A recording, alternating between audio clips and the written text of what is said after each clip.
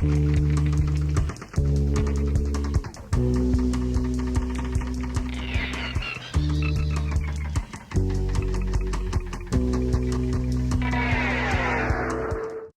children of the night, and welcome to the Tiki Goth Club. We're actually filming this on Christmas Day, but we felt that it would be fitting to film a Tiki Goth Club episode. You got your Nightmare Before Christmas. Yes, you Yes. So And my favorite Christmas movie, which Yeah. also serves as a Halloween movie. So do. And today we're going to talk about 3 different mugs here.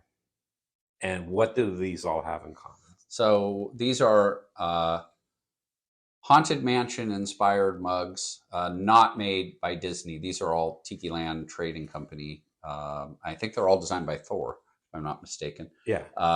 Mugs inspired by the Haunted Mansion. And there is a distinction there because Disney does make Haunted Mansion mugs themselves. Yeah. And these have nothing to like Disney did not make these. They didn't like Thor is doing this with TikiLand Trading by themselves, right? Yeah.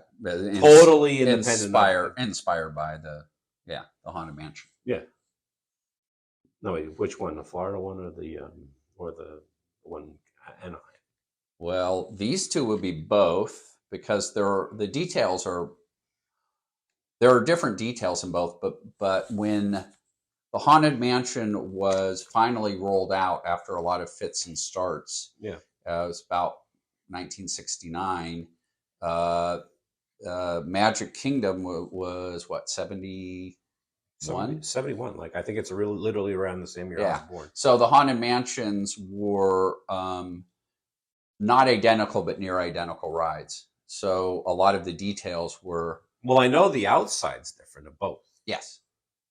But because there was no New Orleans Square in Florida. Yeah.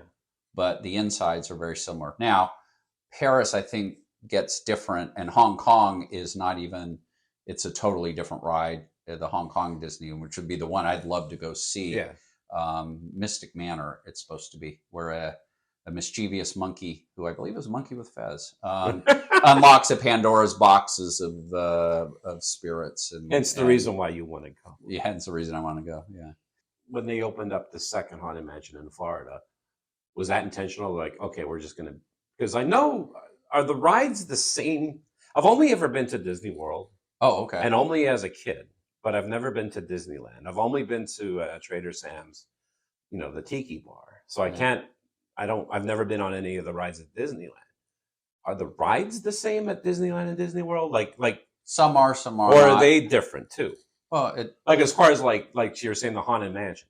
So if you go on the Haunted Mansion in Florida, is it the same experience that you're going to get if you went in Disneyland? It's very similar, yes. In fact, similar enough. Similar enough. In fact, the stretching room, the famous stretching room with the the painting stretch, was invented because in Disneyland, you go into the so-called mansion. You actually need to go down an elevator to go underneath, to go down into a big warehouse-like structure where the guts of the ride really are. In Florida, when they built it... So the ride, so when you're on the meat of the ride, you're literally underneath. Well, the way it works is you go underneath, you go into the doom buggies. I think when you walk down the line to go into the doom buggies, you are walking probably underground, and then the doom buggies and the guts of the ride are in a whole separate building. So how much of the ride is actually in that building that you see of that facade? Just the entrance and the elevator, I think, in California. Now in Florida, they had more room, and because of the water tables there, they couldn't and didn't want to build underground. Yeah. So the stretching room there, I believe, is a reverse elevator that you stay still and the room actually stretches upwards to give you the same illusion of the stretching room. But it was invented because it was an elevator, and in Florida they didn't need or want an elevator to go underground, but they still wanted the stretching room. So they want to have the stretching room to give you the illusion of that this room is stretching, but you're not supposed to realize that you're actually going down. In California, but in Florida they don't have to do that. Right. So so it goes up, but it was. But you're not moving then, so you get off the Right. ride. Okay. But it was so iconic that they wanted it. And so my point being is they kept a lot of it similar. Yeah. The one thing is I don't remember if Florida had, so well, I guess we can start talking about the mugs, but this mug is inspired by the stanchion, you know, the top of the poles where they have the chain link Yeah. fence to keep the line moving. And so this is the bat sculpture that they used. And I assume they have it in Florida as well as California as well. Let me look at this. And this mug just was released here at the end of 2023. I just got it recently in the mail. Both because I'm sort of out of room here in our bar. We just put a few Gothic items out on a bookshelf in a den, and so we have some Gothic mugs there. We talked about the Death and Company bride skeleton bride mug as well. So this one, like I said, was inspired by that. This is the newest one. I'm happy with it. They went with I thought maybe they would go metallic because I think the ones in Disney have a silver or gold metal feel to them, metallic. But they went with the matte, and I think matte works. Yeah, the interesting thing is it looks like Ernest Borgnine. Okay, with fangs. The mug and the actual stanchion kind of capture the duality of the Haunted Mansion. So when the Disney said I wanted a haunted house, but I don't want it to be like a cheap carnival ride, 1950s style haunted house. I want something more elevated. That's why the one in New Orleans Square is so pristine on the outside. He said, we'll take care of the outside. We'll let the ghosts take care of the inside and get it decrepit. So that was one of the tensions, was the decrepit versus, Disney clean. Yeah. And the other, of course, was funny versus scary. Take something like Scooby-Doo. I mean, obviously it's a cartoon. Yeah. They're constantly like dealing with creatures or ghosts. Well, they're always people. But the thing is, it's like, is it scary? I mean, you want it scary, but not too scary. Yeah. And I'm sure that was like, even with like the Haunted Mansion, where they're like, yeah, it's a haunted mansion, but we don't want to be like terrifying children either. Yeah. Because I remember going on the ride, and I remember like, I wasn't like terrified of it. No. I think when I first went on it, I was probably a young teenager or an older kid. And I found parts of it mildly spooky. Yeah. And then the room with the effects called Pepper's Ghost, but where all the ghosts are. Where you look down and they're all dancing. And then upstairs they're shooting at each other. Yeah. Unbelievable. That one was more, at first it was scary, I remember as a kid, but then it was just fascinating. Yeah. That was the room that has always grabbed me. And the fascination for dark immersive bars, I think, I probably was inspired by that room more than any, not only Disney attraction, but maybe anything that sort of describes the feel that I'd love to capture, even without the ghosts. And so there's this element of fun and even camaraderie, which is interesting, or even goodness. But yet there's supposed to be the scary, the supernatural, and so you see the mix of it all. In fact, I just watched, and I do not recommend it necessarily, the 2023 Haunted Mansion movie. I do these things so you don't have to. Because although the cast was great, it was not a good movie.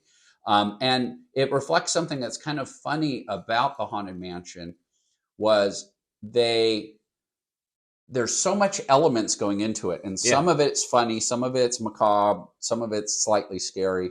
And you've got all these pieces into it that there's a whole bunch of backstories. Okay. And a whole bunch of themes, but it never gelled into one coherent theme. It isn't like Pirates of the Caribbean. There's much more of a story and coherent theme when you go through the ride. And what's interesting about the movie was they sort of had to backtrack and find a way to cram every element of the Haunted Mansion into the movie. Oh my God. So it sort of, which is kind of an interesting thing is, we talked in the last episode we filmed about how important theme and backstory can be to a bar and how all those details can immerse you in. But here's the flip side, where you take all those details and all those little stories and themes, and then you cram them into a movie, and then you fit them into people's dreams or this scene Oh my or God. who's good and who's bad, and it just didn't gel, didn't work. And so it's sort of interesting, the flip side of that. But yet, the Haunted Mansion, despite the fact that I think was it Rolly Crump, one of the Imagineers, Yeah. actually thought it would be like a museum of the macabre. He was collecting a bunch of stuff Yeah. when Walt Disney was still alive and thinking about it, and so he collected all these things. And so even when you go in the Haunted Mansion and there's the bride in the attic, Yeah. you know, the attic itself is symbolic of the Disney thing where they just put a bunch of stuff in the attic. And so the Hatbox Ghost, for instance, who was part of a Disney ride for a very short period of time, but then Yeah. they had technical issues making it work, and then they brought it back, and I don't know when they brought it back, but it's Yeah. now back. And I think you've talked about it, but Disney itself has produced a series of mugs Yes. Oh, yeah. based on that. And actually, when it comes to the Hatbox mugs, is they're different.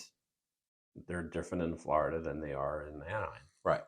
These are two major pieces. One is the creepy organist, and then I think that represents the Hatbox Ghost. There's a little detail on the I back think you're of the right. organ right Yeah. there. Anyway, so this is another Thor mug here. Yeah. You have some lights in there that are flitting around. Sorry for the noise. I'm trying to think like who the organist looks like. Doesn't look like anyone. Definitely doesn't look like Orchard Sport Night. I'll tell you what, there's some weight to this mug, dude. Yeah, and the detail, like all the keys of the organ, and you'll see there's a mice in the back and a cat. Oh yeah, looking up at the mice. Look at that. Yeah, there's a lot going on here. There is a lot going on. God, man. It's this mug and the other mug, which is the person trying to get out of the coffin, which again is part of the ride. So the famous part of the ride. There's the hand. Actually, that's the one part of the ride that has always it actually creeps me out. Well, the one part that always creeped me out is this part of the attraction. Yeah, because the whole idea of being buried when you're still alive still strikes me as fundamentally creepy. And the animation is great, the way it goes up and down on the. If you really want to get down to it, I definitely think there's probably a lot of goths out there that the Haunted Mansion was probably one of the seeds that was planted for them. It has to be. I mean, it's just like the same thing with like Tiki. There's so many people I know that when they were younger, they went to the Indian Shan Tiki room when they were a kid, and that planted a seed. And I'm sure the Haunted Mansion was a seed for a lot of goths. It has to be. Yeah. Well, another piece of popular culture maybe is, I don't know if you saw it, the Wednesday show. And so Wednesday is a goth in every word, the sense of the Victorian dress or manners or mannerism of their, the Addams Family house, and the whole fascination with death, the preoccupation with death, the macabre. Yet at the same time, she still has a weird sense of loyalty and a heart of gold, and I don't know if she has fun per se, but so there's sort of an interesting. In fact, the one thing about that show that as it went on, I found she was almost too nice. I wanted her to have a little more. You wanted it to be more like the Christina Ricci Wednesday. Yeah, exactly. She wanted to be more of a badass. Yeah, even more. I mean, she was a badass in the movie, but yeah, that sort of like redemption or heart of gold in the inside of the people who are good to her shall be good to them. I am just surprised that that theme hasn't taken off. In other like there isn't more haunted house themed bars. There's goth bars, but there's a few. I was at Cabinet of Curiosities in Las Vegas, which does a nice job of taking a Cabinet of Curiosities, meaning the Victorian era, like almost museum-like things of both the macabre and taxidermy and bones and art and Victorian art and haunted art, and they have a little speakeasy in the back. And so there are some speakeasies that speak both to the 1920s, but also the Victorian era. Yeah, because when we talk about goths, I guess we really talk about the neo-Gothic revival of the Victorian era in England and the United States, where there was this fascination with death and these artifacts of death and the nature of death. But you know, Disney has made death fun, and so here we are.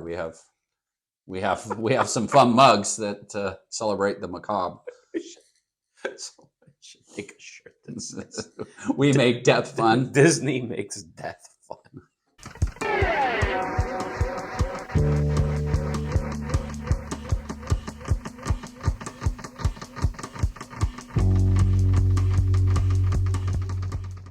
The Tiki Goth Club is way more than just this YouTube program. It's also a club that you can join. For $15, you can become a member of the Tiki Goth Club. You get your own membership card with your own number. I'll send you a couple stickers and a pin. I also have shirts for sale, patches, and glasses. If you're interested in any of this, head over to my website, tikigothclub.com, and everything's there for you.